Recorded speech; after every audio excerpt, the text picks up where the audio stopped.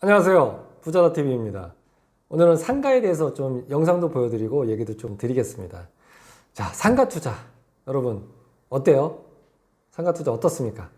어렵죠? 어렵습니다. 상가 투자는 제가 10년 넘게 투자를 저도 해오지만 상가 투자는 그렇게 만만하지 않습니다. 물론 뭐 투자가 다 만만하지 않죠. 주거보다는 근데 공실에 대한 리스크가 크기 때문에 더 어렵다고 제가 말씀을 드립니다. 물론 공실의 리스크만 해지하고 내가 안정적인 임차인만 드린다 하면 더할 나위 없는 상품이 상가입니다. 아시죠? 하지만 그게 내 맘같이 되나요? 잘 안 됩니다. 그래서 어렵다고 하는 거죠.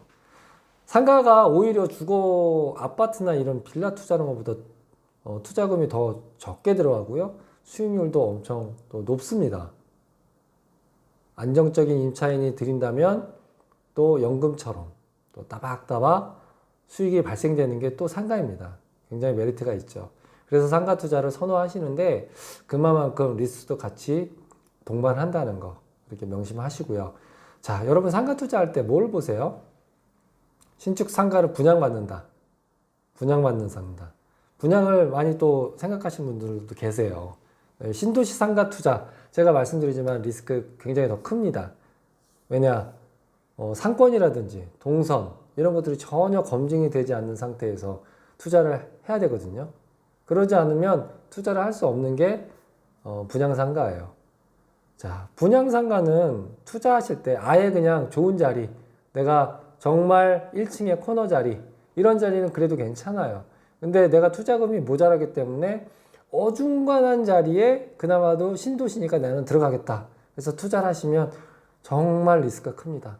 왜냐하면 그런 상권은 진짜 장사가 안 되는 경우가 대다수거든요. 그래서 아예 투자를 하시려면 노른자의 핵심 지역에 들어가든가 아니면 상권이 형성이 돼서 한 두세 바퀴 돌아간 2년에서 뭐 길게는 5년 정도 지난 후에 그 신도시 상가에 투자하시는 게 맞습니다. 오늘 영상으로 보여드릴 상가는 신도시는 아니에요. 단지 내 상가예요. 단지 내. 5천 세대를 배후에 두고 있는 단지 내 상가입니다. 그 단지 내 상가를 한번 보여드리고 싶었고요. 제가 다녀왔습니다. 뭐 이따가 영상까지 보여드릴 텐데 한번 참고하시면 좋을 것 같습니다. 5천 세대를 배후에 둔 단지 내 상가이다. 뭐가 생각이 드세요? 안정적인 매출이 발생하는 그런 상가겠구나 라는 생각이 드시겠죠? 물론 맞습니다. 고덕 그라시움 단지 내 상가이고요. 그러니까 5호선 상일역을 거의 인접해 있고요. 뒤로는 5천 세대를 배후에 두고 있는 상가죠. 현재 9월 30일 정도 입주가 시작됐고요. 지금 2개월 한 반 정도 지나가죠. 입주가 50% 이상 된 거로 알고 있는데 상가도 속속들이 입점을 지금 하고 있습니다. 현재 1층 같은 경우엔 거의 아시겠지만 대부분이 부동산입니다. 부동산들이 신축 아파트 입점할 때 입주장을 하려고 너나 없이 뛰어들죠. 너나 없이 뛰어드는 지금 상태입니다. 그렇게 해서 1층 같은 경우에는 거의 부동산들이 대부분 입점이 되어 있고요. 2층 같은 경우에는 학원과 태권도 체육관, 병원, 이런 의원, 이런 업종들이 지금 입점해 있고요. 그리고 3층도 마찬가지 그런 업종들이 입점이 되어 있습니다. 지하 1층은 대기업 브랜드의 마트가 지금 오픈을 준비 중에 있습니다. 하지만 지금 문제가 뭐예요? 임대료가 비쌉니다.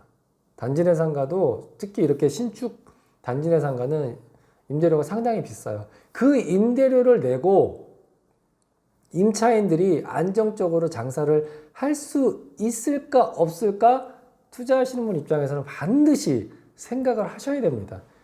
그 생각 없이 떨컥 그냥 내가 이 정도 임대료를 받을 수 있겠구나 라고 생각하고 투자를 하시면 안 된다는 거죠.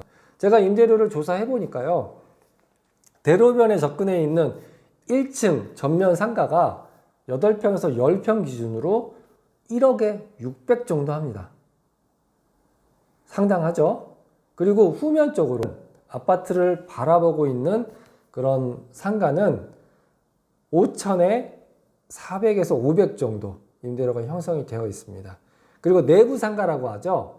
전면, 후면에 전면도 아니고 후면도 아니고 내부를 들어와야 접근할 수 있는 상가는 약 3,000에 200 정도의 임대료가 형성이 되어 있습니다. 6평에서 8평 기준으로요. 그리고 2층과 3층은 거의 임대료가 비슷한데요. 약 3,000에 200 전후로 지금 임대료가 형성이 되어 있습니다.